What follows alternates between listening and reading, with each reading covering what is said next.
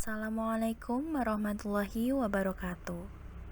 Selamat pagi teman-teman semua.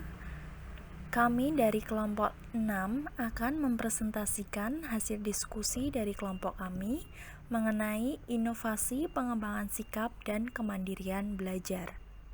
Berikut anggota dari kelompok kami. Yang pertama ada saya sendiri, Vika Firliana. Yang kedua, Jihan Nafisah. Yang ketiga, Muti Asmiatin Hasanah. Yang keempat, Kamila Zainul Afidah. Dan yang kelima, Fatimatus Zahra. Tujuan dari materi ini yang pertama, mengetahui pengertian dari pengembangan sikap. Yang kedua, mengetahui maksud dari kemandirian belajar. Yang ketiga, mengetahui apa saja jenis dari pengembangan sikap dan kemandirian belajar. Yang keempat, mengetahui apa pentingnya mengembangkan sikap dan kemandirian belajar. Selanjutnya yaitu definisi tentang inovasi pengembangan sikap dan kemandirian belajar. Yang pertama, inovasi. Usaha yang dilakukan oleh seseorang dengan mendayagunakan pemikiran, kemampuan imajinasi, berbagai stimulan, dan individu yang mengelilinginya. Yang kedua, pengembangan. Berasal dari kata kembang yang artinya menjadi maju, sempurna, berkembang. Berdasarkan pada arti kata pengembangan tersebut, dapat diambil pengertian bahwa pengembangan merupakan suatu proses, cara, perbuatan mengembangkan suatu hal agar sesuatu tersebut bertambah maju, berkembang, dan menuju ke arah kesempurnaan.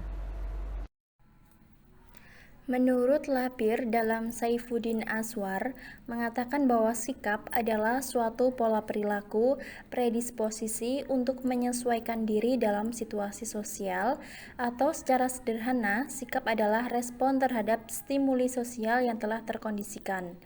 Maka dapat disimpulkan bahwa sikap merupakan suatu bentuk pola perilaku yang didahului oleh perasaan yang terorganisasi dalam hubungan dengan situasi sosial untuk membuat respon atau perilaku dengan cara tertentu yang dipilihnya sehingga dapat dinilai oleh orang lain.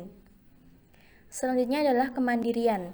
Kemandirian adalah kemampuan seseorang dalam mewujudkan kehendak atau keinginannya secara nyata dengan tidak bergantung pada orang lain. Dalam hal ini adalah siswa tersebut mampu melakukan belajar sendiri, dapat menentukan cara belajar dengan baik, dan mampu untuk melakukan aktivitas belajar secara mandiri. Kemandirian belajar adalah belajar yang dilakukan dengan sedikit atau sama sekali tanpa bantuan dari pihak luar. Artinya, siswa bertanggung jawab atas pembuatan keputusan yang berkaitan dengan proses belajarnya dan memiliki kemampuan untuk melaksanakan keputusan yang diambilnya. Selanjutnya adalah kemandirian dalam belajar. Menurut Tirta Raharja 2005, diartikan sebagai aktivitas belajar yang berlangsungnya lebih didorong oleh kemauan sendiri, pilihan sendiri, dan tanggung jawab sendiri dari pembelajaran. Kemandirian belajar siswa diperlukan agar mereka mempunyai tanggung jawab dalam mengatur dan mendisiplinkan dirinya. Selain itu, dalam mengembangkan kemampuan belajar dan kemauan sendiri, sikap-sikap tersebut perlu dimiliki oleh siswa sebagai peserta didik karena hal tersebut merupakan ciri dari kedewasaan seorang terpelajar. Kemandirian belajar adalah dorongan dalam diri seseorang untuk melakukan aktivitas belajar dengan penuh keyakinan dan percaya diri akan kemampuannya dalam menuntaskan aktivitas belajarnya tanpa adanya bantuan dari orang lain. Kesimpulannya adalah inovasi pengembangan sikap dan kemandirian belajar adalah usaha yang dilakukan oleh seseorang untuk menjadi maju, sempurna, berkembang pada sikapnya dalam kemandirian belajarnya. Selanjutnya, jenis inovasi pengembangan sikap dan kemandirian belajar. Yang pertama, pembelajaran berdasarkan fenomena. Pada proses pembelajaran dalam kelas, terkadang siswa dibagi atas kelompok-kelompok kecil untuk melakukan pembelajaran dengan berdiskusi.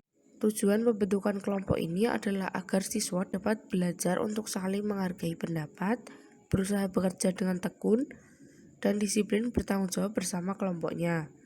Pada setting kelompok ini, siswa dapat diberikan suatu fenomena yang terjadi di masyarakat. Kemudian, secara berkelompok diminta untuk menganalisa fenomena tersebut, dan bekerja sama untuk menyelesaikan permasalahan dalam fenomena tersebut. Tujuannya adalah agar masing-masing siswa mampu untuk secara mandiri berpikir kreatif, inovatif, dan kritis dalam berpendapat. Kemudian yang kedua, pembelajaran berdasarkan kisah inspiratif.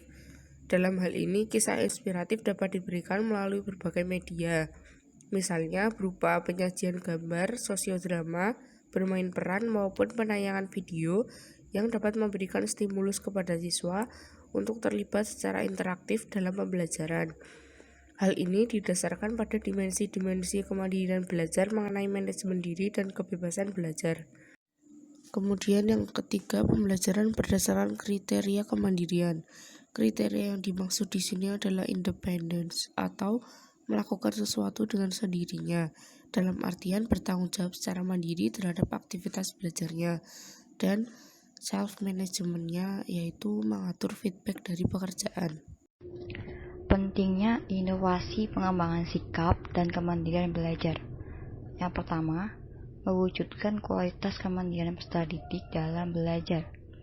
Inovasi pengembangan sikap dan kemandirian belajar dalam dunia pendidikan penting untuk dilakukan, karena dengan hal tersebut akan mewujudkan kualitas kemandirian yang akan sangat diperlukan oleh peserta didik di masa depan. Yang kedua, mengakomodir kebutuhan peserta didik dalam meningkatkan kemandirian belajar. Metode belajar yang inovatif mampu mengakomodir kebutuhan peserta didik dalam meningkatkan kemandirian belajar mereka, sehingga dapat meningkatkan kualitas kemandirian peserta didik untuk secara aktif terlibat dalam lingkungan belajar, mengatur, melatih, dan menggunakan kemampuannya secara efektif, serta memiliki keyakinan motivasi yang positif tentang kemampuannya dalam belajar. Yang ketiga, dapat secara sadar melaksanakan dan mengevaluasi belajarnya dan dirinya sendiri. Inovasi pengembangan sikap dan kemandirian belajar siswa harus berdasarkan pada karakteristik yang menggambarkan keadaan personality individu setiap peserta didik, sehingga di dalamnya memuat proses metakognitif di mana individu dapat secara sadar merancang, melaksanakan, dan mengevaluasi belajarnya dan dirinya sendiri secara cermat. Yang keempat, membangun kompetensi inovatif tentang diversifikasi pengetahuan dan keterampilan. Dengan inovasi pengembangan sikap dan kemandirian yang diterapkan, akan membuat peserta didik mampu memiliki kompetensi inovatif tentang diversifikasi pengetahuan dan keterampilan dalam peluang lingkungan yang menunggu untuk dimanfaatkan dalam mengatasi masalah apapun yang dihadapi dengan sikap kemandirian ketika lulus dari bangku sekolah. Dari keseluruhan materi, maka dapat disimpulkan bahwa kemandirian belajar ini merupakan dorongan dalam diri seseorang untuk melakukan aktivitas belajar dengan penuh keyakinan dan percaya diri akan kemampuannya dalam menuntaskan aktivitas belajarnya tanpa adanya bantuan dari orang lain. Lalu, inovasi pengembangan sikap dan kemandirian belajar dalam dunia pendidikan ini penting untuk dilakukan, sebab akan mewujudkan kualitas kemandirian yang akan sangat diperlukan oleh peserta didik di masa depan. Sekian presentasi dari kelompok kami. Terima kasih kepada teman-teman semua yang telah menyimak dan menonton video presentasi kami. Semoga bermanfaat. Kami akhiri, apabila ada kurangnya kami mohon maaf. Wassalamualaikum warahmatullahi wabarakatuh.